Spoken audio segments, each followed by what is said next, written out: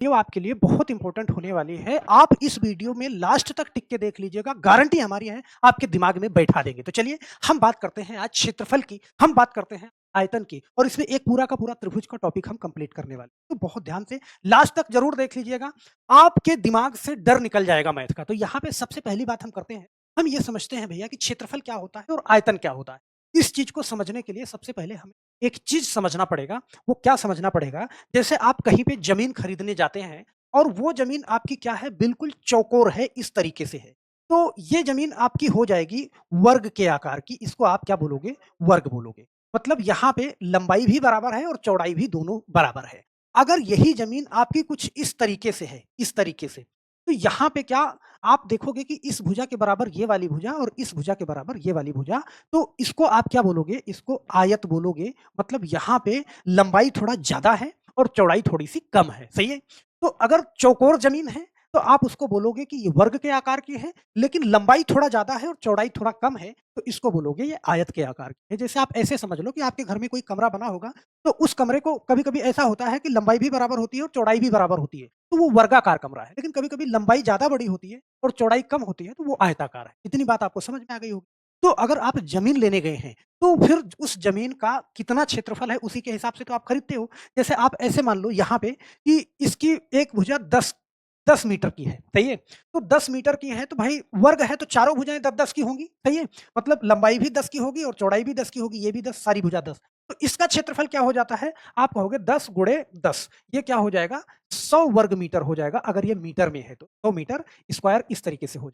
लेकिन यहाँ पे मान लो ये 20 फुट की है, सही है? और ये 15 फुट का है, सही है? तो ये क्या हो जाएगा? आप कहोगे 20 गुणा 15, मतलब 15 दूना 30, ये 300, सही है? फीट स्क्वायर, अगर फीट में ये वैल्यू है तो ये हो जाएगी, सही है? तो यहाँ पे अमूमन हम क्या करते हैं क्षेत्रफल निकालने के लिए? लंबाई गुणे चौड़ाई ही करते हैं। बात समझ रहे हैं? तो मान लो आपने ज़मीन खरीद लिया।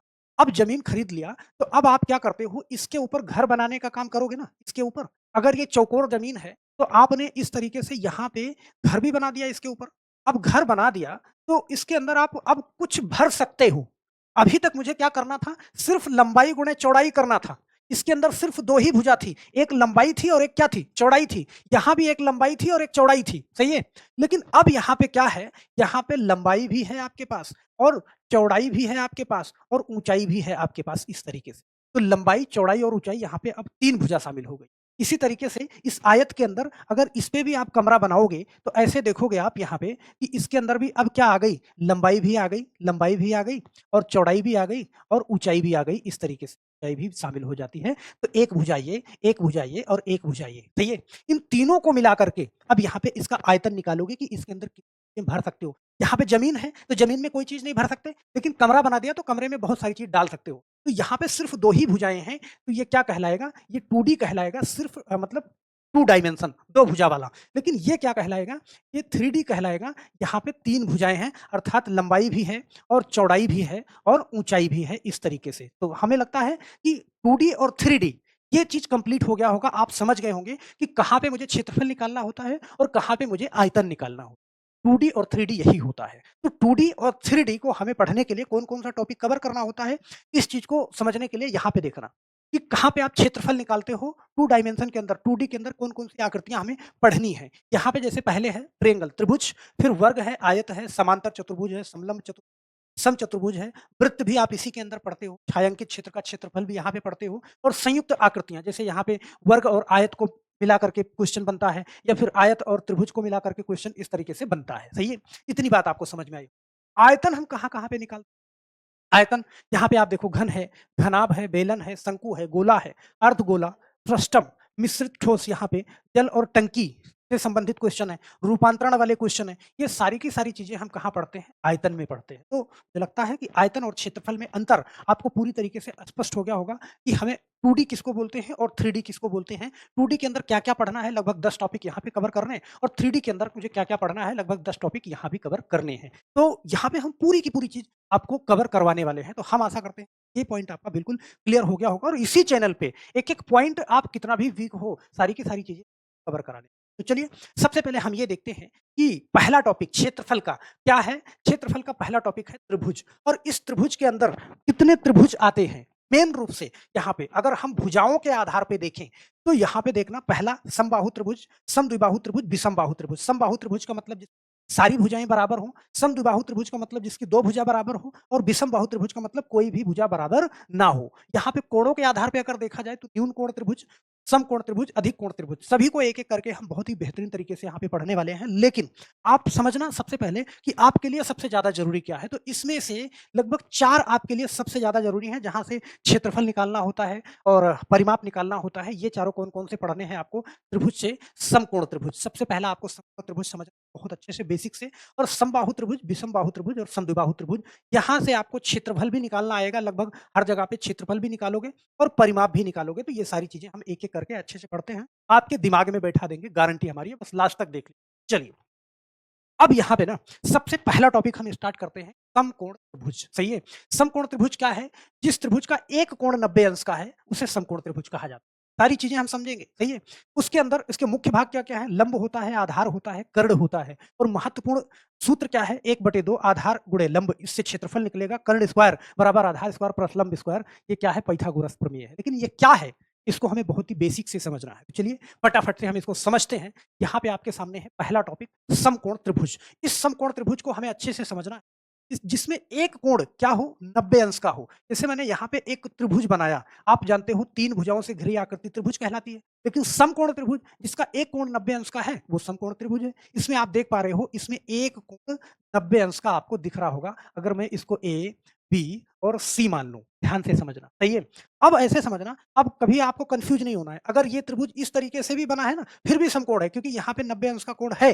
तो त्रिभुज कैसा भी हो, अगर एक कोण आपको 90 अंश का दिख जाए, तो वो समकोण त्रिभुज हो जाएगा। और समकोण त्रिभुज जब हो जाएगा, तो इसके अंदर 3 चीजें आपको ध्यान रखना है, क्योंकि बहुत सारी चीजें यहाँ पे आपको सीखनी है। सबसे नीचे वाली जो भुजा होती है, ये भुजा आप इसको क्या बोलोगे? जो जमीन है, जमीन को बोलोगे क्या? ये आधार है। ध्यान से समझना, सही है? और अगर एक खंबा लगा हुआ है जमीन पे, तो इस खंबे को क्या बोलोगे? आप बोलोगे सर ये लंब है, सही है? और मान लो इसी पे एक सीढ़ी लगाई गई है खंबे पे, इस सीढ़ी वाली भुजा को क्या बोलोगे? आप इसको बोलोगे कर्ण बोलोगे। क्या इतनी बात समझ सही है? अब यहाँ पे एक चीज आपको समझना, बड़ी वाली भुजा है, इस चीज को समझना। देखो रटना कुछ नहीं है, सारी चीज आपके दिमाग में बैठा देंगे। अगर भरोसा है तो लास्ट तक टिक जाना, सही है? यहाँ पे बड़ी वाली भुजा कौन सी है? कर्ण है। तो इस त्रिभुज के अंदर हम जानते हैं कि कर्ण का स्क्वायर, सही है, बराबर होता है क्या? लंब का स्क्वायर, लंब का स्क्वायर और प्लस आधार का स्क्वायर, इस तरीके से, सही है? आधार का स्क्वायर ऐसे। ये चीज़ आपको पता होगा। या फिर इसी चीज़ को आप पहले लिख दो। हम कहें कि मैं इसको ऐसे भी लिख सकता हूँ, हम कहें कि लंब स्क्वायर, यहाँ पे ऐसे समझना कि लंब स्क्वायर प्लस आधार स्क्वायर, आधार का स्क्वायर बराबर क्या होता है? कर्ण का स्क्वायर, ये चीज़, सही है? इतनी बात आपको याद रखना है। चाहे आप पहले इसको रख लो, चाहे इसको रख लो, इस तरीके से, सही है?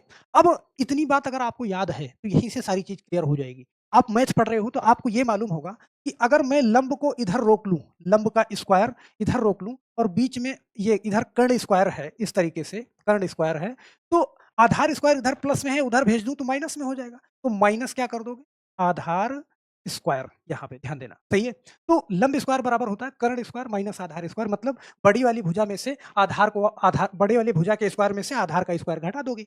अब यहाँ पे अगर मैं आधार को इधर रोक लूँ, ध्यान देना, आधार स्क्वायर को मैं इधर रोक लूँ इसको, तो इस लंब को मैं उधर भेज दूँ तो ये प्लस में उधर माइनस हो जाएगा। मतलब कि कर्ण स्क्वायर माइनस क्या हो जाएगा? लंब स्क्वायर। क्या इतनी बात आपको समझ में आई? तो ये पॉइंट आपको क्लियर रखने हैं। हालांकि ये चीज मैं समझा रहा हूँ, धीम वाले बच्चे भी हैं, तेज वाले भी हैं, तो कोई दिक्कत नहीं है। सारी की सारी चीजें आपको 1 सेकंड में देखते ही विदिन सेकंड करोगे, गारंटी हमारी है, सही है? अब इस चीज को शायद इतनी बात आपको समझ में आई होगी और यहाँ पे लंब भी समझ में आया होगा, कर्ण भी समझ में आया होगा, आधार भी समझ में इतनी बात, सही है? और ये चीज अब अगर समझ में आ गई है, तो जैसे एक चीज यहाँ पे थोड़ा-सा आप प्रैक्टिस कर लो। मान लेते हैं ये कोई त्रिभुज है, सही है? मैंने कहा कि ये 3 सेंटीमीटर है और ये 4 सेंटीमीटर है। तो देखो लंब आपको मालूम है 3 है और आधार मालूम है 4 है। तो आपको क्या निकालना है? कर्ण निकालना है। तो कुछ बहुत ज़्यादा दिमाग नहीं लगाना। भाई 3 का स्क्वायर करोगे, 3 का स्क्वायर करोगे कितना? 9। 4 का स्क्वायर करोगे कितना होगा? 3 का स्क्वायर करोगे 9, 4 का स्क्वायर करोगे कितना? 16। तो 16 और 9 कितना हो जाएगा? 25। और 25 किसका स्क्वायर है? आप बोलोगे सर 5 का स्क्वायर है, ये भुजा 5 निकल सही है? यहाँ पे ऐसे फिर से एक बार देखना, जैसे मैंने कहा ये भुजा 6 सेंटीमीटर है और ये 8 सेंटीमीटर है, तो अब आपको क्या करना है? 6 का स्क्वायर करोगे कितना? 36 और 8 का स्क्वायर करोगे कितना? 64, तो 36 और 64 कितना हो जाएगा? 100। 100 किसका स्क्वायर है? 10 का, तो यहाँ पे आप 10 लिख दो। इतनी सी बात आपको बहुत ध्यान से समझना है। अब ऐसे मान लो यहाँ पे मैंने कहा ये बना दिया। मैंने बड़ी वाली भुजा बता दी 10 और ये वाली भुजा बता दी 6, तो अभी क्या करना है? बड़ी वाली भुजा से इसका स्क्वायर माइनस करना है। मतलब बड़ी वाली भुजा का स्क्वायर कितना हो गया? 100 और 6 का स्क्वायर कितना? माइनस करो 36 बचा कितना? 64। 64 किसका स्क्वायर है? 8 का स्क्वायर है। सही है? इसी तरीके से मान लो यहाँ पे मैंने कहा इस तरीके से मैंने कहा ये 10 है, सही है? ये 10 है और ये 6 है, तो ये कैसे निकालोगे आप? भाई यही बताया हमने, यहाँ पे मान लो ये 8 वाला बताया था आपसे, ये 6 वाला इस बार गायब कर दो। तो यहाँ पे देखो 100 का 10 का स्क्वायर कितना? 100 और 100 में से कितना अब 64 घटाओगे, बचा कितना? 36। 36 किसका स्क्वायर है? आप बोलोगे 6 का, तो बड़े आराम से निकाल लोगे, सही है? अब इसको बताना इसलिए ज़रूरी था, पूरे मैथ में ये काम आता है, बहुत इंपॉर्टेंट। चलिए अब हम सवालों पे चलते हैं, सवाल देखते हैं। पहला सवाल बड़े ध्यान से पूरी की पूरी बात आपके दिमाग में जाए, गारंटी हमारी। यहाँ पे ध्यान देना, जरा किसी समकोण त्रिभुज का लंब 6 सेंटीमीटर है, सही है? अभी लंब 6 सेंटीमीटर है, आधार 8 सेंटीमीटर है, कर्ण की लंबाई ज्ञात कीजिए, सही है? भाई लंब आप जानते हो जो लंबा-लंबा खड़ा है यही लंब है और आधार कौन-सा है? इस तरीके से, और कर्ण क्या है? जो सीढ़ी लगती है ये कर्ण है, सही है? कह रहा है लंब 6 सेंटीमीटर है, ये 6 सेंटीमीटर, आधार 8 सेंटीमीटर है, इसकी ऊँचाई क्या होगी? बड़े आराम से निकाल पाओगे या नहीं निकाल पाओगे? क्या करना है आपको? देखो 6 का स्क्वायर कितना? 36, 8 का स्क्वायर कितना? 64, टोटल कितना हो गया? 100, 100 किसका स्क्वायर है? आप कहोगे सर 10 का, ये वाली भुजा कितनी हो जाएगी? 10 हो जाएगी। फटाफट से ऑप्शन नंबर डी, और भैया ये एसएससी जीडी में पूछा गया सवाल है, ऐसा नहीं है कि बहुत लो लेवल का, बात समझ रहे हो? आप हर एक चीज़ पूछा जाता है। आज कंप्यूटर आधारित जो परीक्षा होती है, वहाँ पे बहुत ज़्यादा तगड़े क्वेश्चन नहीं, आप देख के पहचान पाओ। क्वेश्चन आप अभी जल्दी में परीक्षा दे रहे होंगे तो आपको समझ में आ रहा होगा कैसे क्वेश्चन पूछे जाते हैं, आपका बेसिक मजबूत होना चाहिए। चलिए, ये वाला क्वेश्चन देखिएगा, किसी समकोण त्रिभुज का लंब 12 सेंटीमीटर, बड़े ध्यान से देखना। कह रहा है किसी समकोण त्रिभुज का जो लंब है, ये कितना है? 12 सेंटीमीटर, तथा आधार कितना है? 9 सेंटीमीटर। इस तरीके से मान लो समकोण त्रिभुज आपने बना लिया, आधार बता रहा है 9 और ये बता रहा है 12, ये वाली भुजा आपको निकालनी है। तो हम जानते हैं ये भुजा और ये भुजा दोनों का स्क्वायर जोड़ देंगे तो इसका स्क्वायर निकल जाएगा। तो 12 का स्क्वायर हम जानते हैं, 12 का स्क्वायर करोगे कितना? 144, और 9 का स्क्वायर कितना? 81, तो 4 और 1 5, और 8 4 12 के 2 हासिल 1 और ये 2। भैया 225 किसका स्क्वायर है? तो हम जानते हैं 15 गुणे 15 करो तो 225 आता है। अर्थात ये भुजा कितने की निकल जाएगी? 15 की निकल जाएगी। बड़े आराम से सी वाला लगा दिया, आगे बढ़ गए। बोलो, इतनी बात समझ में आई ना? अब मुझे लगता है कि समझ में आ रही होगी, लेकिन चलो एक आध क्वेश्चन और ले लेते हैं। जरा किसी समकोण त्रिभुज का कर्ण 13 सेंटीमीटर, कर्ण, यहाँ पे आप जानते हो समकोण त्रिभुज का तीनों भुजाएं पहचानते हो, तो कर्ण बता रहा है 13 सेंटीमीटर है, तथा आधार 5 सेंटीमीटर है। जमीन वाली भुजा कितना है? 5 सेंटीमीटर है। आपको यहाँ पे लंब ज्ञात करना है। तो भैया लंब हम जानते हैं कि बड़ी वाली भुजा के स्क्वायर से छोटी वाली भुजा का स्क्वायर हम घटा देंगे। तो बड़ी वाली भुजा का स्क्वायर क्या होता है? आप कहोगे सर इसका स्क्वायर होता है 169। छोटी वाली भुजा का स्क्वायर क्या होगा? यहाँ पे आप कहोगे सर 25। तो 9 में से 5 घटाओ कितना? 4, और 6 में से 2 घटाओ कितना? 4, और ये 1, 144। आप कहोगे 144 किसका स्क्वायर है? तो भैया 144 12 का स्क्वायर है। ये भुजा बड़े आराम से निकल गई। सही है? बोलो, कोई शंका? नहीं। यहाँ पे देखो 12 5 13, 12 5 के साथ 13 ही आएगा। सही है? यहाँ पे मान लो ऐसे करता मैं, अगर ये वाली भुजा गायब करके ये वाली भुजा गायब कर देता, ऐसे समझना, सही है? ये तो आपने निकाला। ये वाली भुजा गायब करता तब भी आपको यही करना था। बड़ी वाली भुजा के स्क्वायर में से देखो 169 ये है, इसका ये बता देता मैं 12, तो ये वाली निकल जाती। ये कितना है? 144। अब यहाँ से घटाओ, 9 में से 4 घटाओ कितना? 5, 6 में से 4 घटाओ 2, सही है? ये 25, 25 किसका स्क्वायर है? आप कहते हैं 5 का स्क्वायर। बड़े आराम से लगा लेते, सही है? मुझे लगता है कि ये पॉइंट आपका क्लियर हो गया होगा। आप बहुत आराम से इसको निकाल सकते हैं। जैसे यहाँ पे इस क्वेश्चन को देखना, कह रहा है किसी समकोण त्रिभुज का कर्ण 10 सेंटीमीटर है, बहुत ध्यान से देखना। कर्ण 10 सेंटीमीटर है, लंब 6 सेंटीमीटर। कर्ण बता रहा है, लंब बता रहा है। ऐसे समकोण त्रिभुज मैंने बनाया, यहाँ पे करा कर्ण 10 सेंटीमीटर है और लंब कितना है? 6 सेंटीमीटर। अभी मैंने कहा कि बड़ी वाली भुजा बता रहा है, तो बड़ी वाली भुजा का स्क्वायर कितना? 100, छोटी वाली भुजा का स्क्वायर कितना? 36, बचा कितना? 64। तो भैया 64 किसका स्क्वायर है? आप कहोगे सर 8 का, बहुत आराम से, सही है? तो ये भुजा निकालना है तो इसके स्क्वायर में से इसका स्क्वायर घटाओ तो इसका स्क्वायर आ जाएगा। अगर ये भुजा निकालना है तो इसके स्क्वायर में से इसका स्क्वायर घटाओ तो इसका स्क्वायर आ जाएगा। मतलब घटाने वाला काम सबसे बड़ी वाली भुजा में से करना है और जोड़ने वाला काम इन दोनों का स्क्वायर जोड़ोगे तो इसका, बोलो सही है ना? मुझे लगता है कि ये पॉइंट आपको समझ में आया होगा। यहाँ पे एक क्वेश्चन और लेते हैं। ये क्वेश्चन आप देखना बड़े ध्यान से। कह रहा है कि एक समकोण त्रिभुज का लंब और आधार क्रमशः 10 सेंटीमीटर, 6 सेंटीमीटर, सही है? इस तरीके से मैंने एक समकोण त्रिभुज बनाया। ये बना दिया मैंने, सही है। अब यहाँ पे कह रहा है लंब और आधार 10 सेंटीमीटर और 6 सेंटीमीटर। लंब 10 सेंटीमीटर है और आधार सॉरी हाँ 6 सेंटीमीटर, यहाँ पे इस तरीके से लंब 10 सेंटीमीटर और आधार 6 सेंटीमीटर है। उसका क्षेत्रफल ज्ञात कीजिए। इसका क्षेत्रफल निकालना है। हमें क्षेत्रफल निकालने के लिए सिर्फ एक काम करना है, वो क्या करना है, सही है? समकोण त्रिभुज। यहाँ पे मैं एक बार लिख दूँ कि आपके दिमाग में ये सारी चीज़ें टिकी रहें कि समकोण त्रिभुज का क्षेत्रफल क्या होता है, इसको रटना भी नहीं है, बस आपको क्या करना है, समझना है। यहाँ पे क्या करते हो आप, आधार आधार और गुणा, सही है? लंब और बटा में 2 यही करना है आप, सही है? जहाँ भी क्षेत्रफल पूछे। तो आधार कितना बता रहा है? देखो आधार लंब और आधार कितना है 10 और 6 है। तो 10 गुणा 6 और बटा में 2 यहाँ पे काटा बड़े आराम से आपने, ये हो गया देखो 2 से काटा 2 तिहाई 6 और 10 तिया 30 सेंटीमीटर स्क्वायर। ऑप्शन नंबर कौन-सा सही हो जाएगा? ए वाला सही हो जाएगा। मुझे लगता है कि ये पॉइंट भी आपको बहुत अच्छे से समझ में आ गया। यहाँ पे एक चीज़ और देखना, ये वाला सवाल लेते हैं कि एक समकोण त्रिभुज का लंब और आधार क्रमशः 3 सेंटीमीटर, 4 सेंटीमीटर। फिर कह रहा है उसका क्षेत्रफल ज्ञात करो। भैया क्षेत्रफल ज्ञात करने के लिए मुझे क्या करना है? मुझे सिर्फ लंब गुणे, सही है? यहाँ पे लंब और गुणा आधार और बटे में 2 करना है। लंब देखो मैं बार-बार इसलिए लिख रहा हूँ कि आपको यहीं पे याद हो जाए। लंब गुणा आधार और बटा में क्या करना है? 2 करना है। यही क्या होता है? समकोण त्रिभुज का क्षेत्रफल होता है। तो बहुत ज़्यादा रटना भी नहीं है। लंब कितना है? 3 और आधार कितना है? 4 और बटे में 2 करोगे तो देखो 2 से काटा 2 दूना 4 और 3 दूना 6 तो 6 सेंटीमीटर स्क्वायर बड़े आराम से आप निकाल दोगे।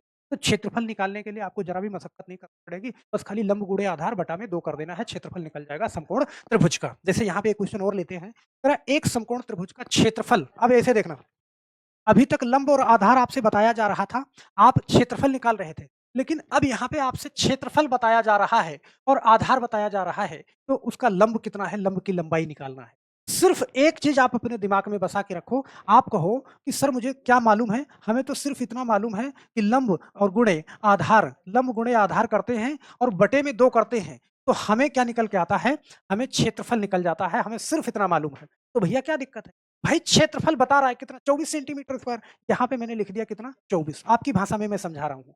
लंब कितना है? लंब मुझे मालूम नहीं है, ऐसे ध्यान देना, लंब मुझे मालूम नहीं है, लेकिन आधार मेरे पास है क्या? 8 और बटा में 2 करेंगे तो यही बराबर में क्या आएगा? 24 आएगा। मैं इसको इसके सामने लिखता हूँ, कन्फ्यूजन ना हो, आपको बहुत आराम से ये 24 सही है। तो अब यहाँ पे देखो, अगर सिर्फ लंब निकालोगे, लंब यहाँ पे ऐसे ध्यान से लंब बराबर करोगे, तो आप जानते हो अगर बीच में बराबर है, तो जो संख्या इस साइड में भाग में है उधर जाएगी तो गुणे में, और जो ऊपर गुणे में है वो नीचे बटे में आएगी। मतलब इधर 24 तो ऑलरेडी मेरे पास है, तो 2 उधर जाके गुणा करेगी और 8 गुणे में थी तो नीचे आ जाएगी 8, तो यहाँ पे बहुत आराम से 8 तिया 24 और 3 दूना 6, लंब कितना निकल के आ जाएगा? 6 सेंटीमीटर, बहुत आराम से। अब इसको देर क्यों लग रहा है कि सिर्फ आपको समझा रहे हैं, आपके दिमाग में ये चीज़ बैठा रहे हैं, सही है? कुछ भी नहीं करना भैया, विदिन सेकंड आप इसको लगा लें। अब इतना जान, सही है? चलो यहाँ पे देखो, ये क्या था? आपको क्या करना था देखो, अगर क्षेत्रफल दिया हुआ है, तो क्षेत्रफल का 2 से गुणा करो, आधार दिया हुआ है तो उससे डिवाइड कर दो। देखो 8 8 तिया 24 जो आए 2 से गुणा कर दो, सही है? बस बड़े आराम से यहाँ पे देखो, किसी समकोण त्रिभुज की भुजाएँ 5 सेंटीमीटर और 12 सेंटीमीटर और 13 सेंटीमीटर हैं, उसका परिमाप क्या होगा? सही है? दुनिया की सबसे आसान चीज़ क्या है? परिमाप है। परिमाप का मतलब क्या होता है ऐसे समझना, देखना। परिमाप का मतलब होता है भैया भुजाओं का योग, और इसी में नहीं, कहीं भी आपसे वर्ग का परिमाप, आयत का, वृत्त का परिमाप, सिर्फ चारों तरफ का जोड़ ही बताना है आपको। क्या होता है भैया? यहाँ पे इसको मैं लिख दूँ, भुजाओं का योग होता है। भुजाओं का योग यही क्या कहलाता है? परिमाप कहलाता है। तो ये बात आपको सही है। अब देखो भुजा क्या-क्या है? एक 5 है प्लस एक 12 है और एक 13 है। बस जोड़ दो आराम से आप, 12 5 17, 17 और 13 कितना? 30 सेंटीमीटर, यही क्या हो जाएगा? परिमाप हो जाएगा। बहुत आराम से आप टिक कर दो। भई ये लिखने की ज़रूरत नहीं थी, लेकिन आपको हम समझा रहे हैं फिर लिख रहे हैं, वरना आप यहीं से जोड़ दोगे ना, 12 5 17 और 13 कितना? इस आगे टिक मारोगे बिना कलम चलाए आगे बढ़ते चले। बोलो, इतनी बात समझ में आई? मुझे लगता है कि समझ आ रही होगी। यहाँ पे एक क्वेश्चन मैं और लेता हूँ। कह रहा है एक समकोण त्रिभुज का परिमाप 30 सेंटीमीटर है। देखो यहाँ पे परिमाप बता रहा है। जब आपको परिमाप बता दे, सही है? और परिमाप बता रहा है और 2 भुजाएँ आपसे दे रहा है, तीसरी भुजा निकालने को कहेगा। हम जानते हैं कि परिमाप देखो, तीनों भुजाओं का योग ही होता है। देखो पहली भुजा 5 सेंटीमीटर और दूसरी भुजा कितना? 12 सेंटीमीटर। लेकिन तीसरी मुझे नहीं मालूम है। ऐसे तीसरी नहीं मालूम है, यही जोड़ के कितना बता रहा है? 30 बता रहा है। तो भैया 12 और 5 कितना? 17 और प्लस x बराबर कितना? 30, तो x की वैल्यू निकालोगे तो आप जानते हो बीच में बराबर है, इधर कोई संख्या प्लस में, उस साइड में भेजोगे तो माइनस में जाएगी। तो भैया 30 माइनस 17, तो x बराबर कितना? यहाँ पे आप देखो 30 से 17 घटाओ कितना आ जाएगा? 13 आ जाएगा, बहुत आराम से इसे निकाल दोगे, सही है। वरना आप ऐसे समझ जाना कि देखो परिमाप सभी का क्या होता है? योग होता है सभी भुजाओं का। तो 2 भुजा दे रखी है यहाँ पे 12 और 5 17, तो 30 होने में जितना कम है, तीसरी भुजा वही है। तो 12 5 17 और 13 30, डायरेक्ट यहाँ से लगा दो, ये सब करने की कोई ज़रूरत नहीं है। लेकिन एक बार आपके समझ में आएगा फिर ही तो करोगे। एक बार अच्छे से समझ जाओ, सही है। जैसे मैंने यहाँ पे कह दिया आपसे कि कोई भी, मैंने कहा कि एक भुजा ऐसे है, एक भुजा 8 है और एक भुजा 6 है, सही है? और परिमाप कितना है? परिमाप कितना है? 24 है। बोलो, बोलो, तो तीसरी भुजा क्या है? तो आप कहोगे सर 8 से 14, और 14 में 10 कम है तो तीसरी भुजा क्या हो जाएगी? 10 हो जाएगी। बोलो, कर लोगे ना बड़े आराम से। मुझे लगता है कि कोई दिक्कत आपको नहीं हो। चलिए, यहाँ पे एक क्वेश्चन और लेते हैं, बहुत आराम से इसको सीखते हैं। जरा एक समकोण त्रिभुज का परिमाप 12 सेंटीमीटर, समकोण त्रिभुज परिमाप। तो जो समकोण त्रिभुज है, ऐसे देखना, समकोण त्रिभुज ये है, इसके सभी भुजाओं का योग यहाँ पे कह रहा है कितना है? 12 सेंटीमीटर है। तो 2 भुजाएँ 3 और 4 सेंटीमीटर, मैंने कहा अभी देखो, एक भुजा 3 है और एक भुजा 4 है, 4 3 7, और 12 होने में कितना कम है? 5, तो आप डायरेक्ट करोगे ना 5 सेंटीमीटर, बोलो, सही है? भई 4 3 7 और 12 में से 7 घटाओ कितना है? 5 ही तो आएगा, सही है ना? मुझे लगता है कि यहाँ पे कोई दिक्कत आपको नहीं होगी। अब यहाँ पे देखना एक क्वेश्चन और, कि यदि किसी त्रिभुज की भुजाएँ 5 सेंटीमीटर, 12 सेंटीमीटर, 13 सेंटीमीटर, तो त्रिभुज होगा। एनटीपीसी में क्वेश्चन पूछा गया था, सही है? अब ऐसे क्वेश्चन पूछा गया था कि त्रिभुज कैसा होगा? तो यहाँ पे एक चीज़ सिर्फ़ ऐसे कर लेना कि दोनों भुजाओं का योग यहाँ पे ऐसे करना, भाई 5 का स्क्वायर कितना? 25, और 12 का स्क्वायर कितना? 144। अगर जोड़ करके इसके स्क्वायर के बराबर बन रहा है, 13 का स्क्वायर कितना? 169, तो वो समकोण है। और समकोण है तो आप देखो 5 4 9 और 4 2 6 और 1 169, इसका मतलब ये त्रिभुज समकोण होगा, सही है? समकोण त्रिभुज का मतलब क्या? आधार स्क्वायर लंब स्क्वायर बराबर क्या होता है? कर्ण स्क्वायर। मतलब छोटी वाली भुजाओं का स्क्वायर, इन दोनों का स्क्वायर बड़ी वाली भुजा के स्क्वायर के बराबर हो, तो वो त्रिभुज कैसा होगा? समकोण होगा, सही है? यहाँ पे देखो एक सवाल और ले लेते हैं। वही 8, 15 और 17 से बना त्रिभुज कैसा होगा? ये सवाल पूछा गया था ग्रुप डी, ध्यान से देख लेना, सही है? तो 8, 15 और 17 से बना त्रिभुज, आप एक काम करना, दोनों छोटी वाली भुजा का क्या करो? स्क्वायर कर लो, बड़ी वाली भुजा के स्क्वायर के बराबर हो जाए तो वो समकोण हो जाएगा। 8 का स्क्वायर कितना? 64, 15 का स्क्वायर कितना? 225, 64 और 225 करो, देखो 5 4 9 और 6 2 8 और यहाँ पे 2, 289, इसका मतलब ये 17 का स्क्वायर हो गया, बड़े आराम से। ये त्रिभुज कैसा है? समकोण हो गया, सही है? ग्रुप डी में पूछा गया था। तो हमें लगता है कि ये चीज़ें आपको समझ में आई। देखना, समकोण त्रिभुज 2 कोण, एक है 90 अंश और एक है 30 अंश। देखो, समकोण त्रिभुज ऐसे इस तरीके से है, एक कोण 90 अंश का है और एक कोण इसका बता रहा है कि 30 अंश। ध्यान से समझना, सही है? कह रहा है 2 कोण 90 अंश, तीसरा कोण होगा, तो भैया ये परम सत्य है, त्रिभुज के 2 कोणों का योग क्या होता है? 90 अंश हो, सॉरी 180 अंश। जैसे यहाँ पे मैंने कहा ये कोण ए है, इसको बी है और ये सी है, तो हमेशा कोण ए प्लस कोण बी और प्लस कोण सी बराबर क्या होगा? 180 अंश होगा, सही है? 180 अंश। तो हमेशा इस बात को याद रखना। तो ये तीनों जोड़ के 180 अंश होने चाहिए। मतलब ये हो गया 90 और ये हो गया कितना? 30, और तीसरा कोण हमको मालूम नहीं, तो ये x है, यही बराबर क्या होना चाहिए?